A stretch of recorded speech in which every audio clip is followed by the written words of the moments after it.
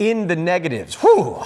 Yeah, so this is why ERCOT has issued a weather watch for today. Now, we want to give you a live look at our current power grid conditions. So far, the supply and demand lines look fine. Again, you want these lines to stay far apart, and it looks like they are. So I think at this point, ERCOT said they could get tight later tonight. But hey, listen, we're sitting pretty right now. Good morning. Thanks for being with us here on air and WFAA. Plus, I'm Kara Sewell. And I'm Matt Howerton in for Mark. Today is also a WFAA weather alert day. You and the kids will need to be bundled up as you head out for work or for school. Let's get right over to meteorologist Greg Fields. Greg, layers. That is the word today. Lots of layers as well. So stay warm because we are talking about that extreme cold that has settled in across the area. Here's the extreme cold warning that's in effect now through tomorrow morning. So we are looking at just about all of North Texas, even as we get into East Texas, the cold weather advisory in effect. So we do have those wind chills down below zero here this morning, and those are single digit temperatures down in the low and middle teens over all of North Texas this morning as well.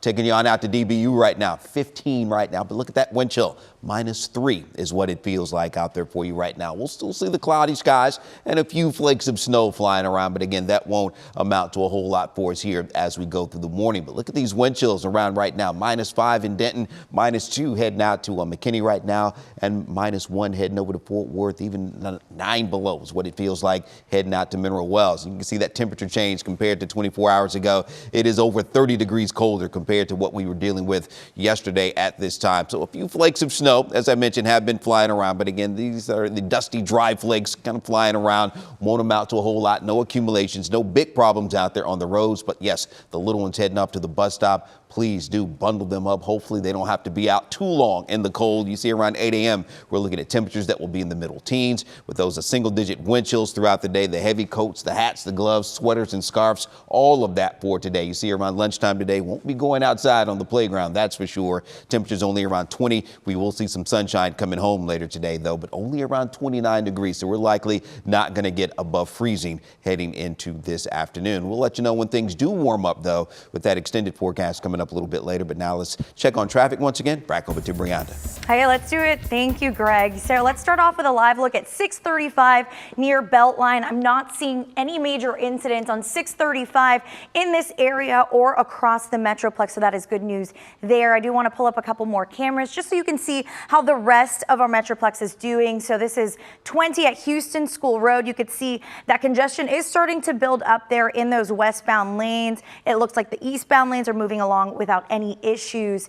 Across the Metroplex, as I mentioned, not a lot of major issues. You see a lot of green for right now. That may change because of these icy conditions, but Collin County, Denton County, we do not see a lot of issues as of right now. So just to give you an idea of how 35E is looking like, that is near Loop 12, and this is 35E at the Dallas North Tollway. You could see that traffic starting to build up there, heading towards downtown Dallas. So I just wanted to give you an update there. Of course, be very careful out on the roadways. If you do start to skid, just make sure you take your foot off of the brakes, off of the gas, and actually steer your steering wheel into the direction of the skid. But for now, I'll send it on over to you.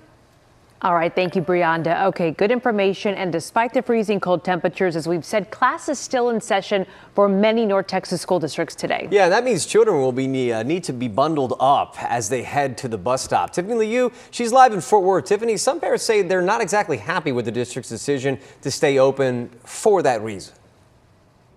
Yeah, because it is absolutely freezing out and it's pretty miserable. And I'll tell you that walking to school today, taking the bus to school today, it is not going to be fun. That's why I spoke with a pediatrician to make sure that you're able to bundle your kids up properly. And he told me that the key is layers. I'm going to bring in Andrew Sanchez with me, my wonderful and multi-talented photojournalist, to bring some examples in. So this is going to be your base layer. So this will be your thermals, anything that is really moisture wicking. That way, if you sweat, it doesn't stay on your body. It'll go into the shirt, and that way it won't make you cold later. The second layer you want to do is your insulating layer. My lovely WFAA hoodie, really any hoodie will do, fleece, anything that's wool will keep you warm. That traps the heat, keeps your body warm. And then this final layer is the most important layer.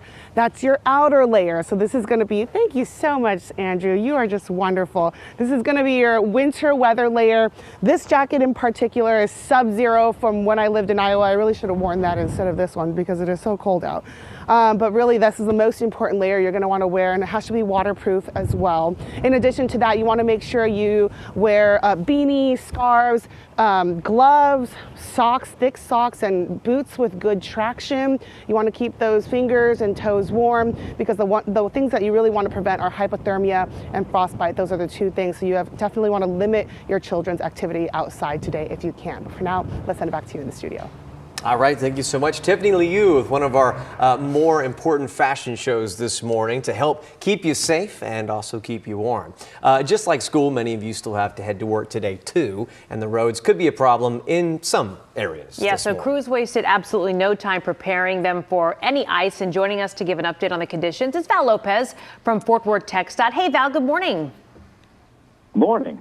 Okay, now we know that you have all closed Express lanes. Let's talk about the reasoning behind that and what people can expect as far as when it will reopen. Well, specifically to that, I would refer you to the North Turn Express folks as far as coordination with opening those. But generally speaking, our preparations for this winter weather event started this weekend. We started applying brine. That's the salt and water mixture that we use to prevent bonding, the ice bonding onto the roadways. And for the most part, it looks like it's worked. Traffic is flowing well through most of Tarrant County. We are asking, because it is so bitter cold, and because we had precipitation yesterday and through the evening, we are asking that motorists drive to the conditions, be aware that because it's so cold, there's a potential for ice to be on the roadway, and really give yourself extra time and space when you travel to your destinations this morning. Hey Val, yeah, this is Matt here. Wanted to ask you, pre-treating the roads has started earlier in the week. How much has that helped? And I know you guys have really ramped up this operation in recent years. We've seen TxDOT really grow its fleet to try and make sure motorists are safe, roadways are safe. Right. Our practice and procedures we constantly reevaluate, and they're constantly evolving. And yes, brine is something within the last 5-7 years we've really become aggressive with. We know it worked because, for the most part, nothing's happened overnight. So that's actually a very positive result. So within the Fort Worth District, we have something like 300 pieces of machinery of all sorts and types of configurations that we use during winter weather events. We have something along the lines of 350 employees, drivers, mechanics, support personnel that we use around the clock in 12-hour shifts. We do have crews out that we're out tonight, and we'll continue to be out there to monitor the roadways through this bitterly cold day. All right, Val from TxDOT Fort Worth, we appreciate you waking up with us and joining us. And I think it's important because, just because we're not seeing, buckets of snow on the ground, they're taking these days seriously as well. Yeah, absolutely. And it's dry out, but, you could always run into something that could give you a little trouble, too. Let's go take you out to Love Field, where officials say they have 40,000 gallons of liquid de-icer ready to go for the weather there. Transportation reporter Janelle Fort live there this morning. Janelle, how are things looking out there right now on the flight board? Well, luckily, things aren't looking too terrible right now. Those crews aren't having to go into overdrive with those 40,000 gallons of de-icer, and that's largely thanks to North Texas just being so dry this morning. I do want to show you the flight board here because I feel like that paints a better picture of what's going on. You take a look, you see not too many disruptions. In fact, the only cancellation we see on the flight board right now is out of Nashville, going into Nashville, 8:15 flight. Nashville did get some weather overnight, so that makes sense. I have been checking FlightAware throughout the morning so far. There are 4 delays here at Love Field, 5 cancellations. Over at DFW Airport, though, we're seeing an even bigger impact. 29 delays there, 60 cancellations. Many of the major airlines, including North Texas-based American and Southwest, put out travel advisories earlier this week for today for airports stretching across the South Central states, a warning of the potential impacts of weather today and giving passengers the option to rebook without cancellation fees. If you did not do that, though, the bottom line is that you are going to want to check with your airline if you plan on traveling today. And of course, you're also going to want to check the weather. Sending it back to you guys in the studio. Okay, thank you, Janelle. Well, hey, it's not just us dealing with freezing cold temperatures. If we're dealing with it, Folks are getting it worse somewhere else. Take a look at this video from Arkansas. Yeah, this is just a white wonderland. You can see highways covered with snow. Meteorologist Mariel Ruiz has been tracking weather across the country. Yeah, if we have wind chills that are in the negatives, that are below zero, chances are someone's hurting worse than us. You know that's true. I was just actually looking at some numbers from the Northeast, and somebody earlier this week did report a wind gust that was over 45 miles per hour. With this Arctic air settling in, the wind chill was -60.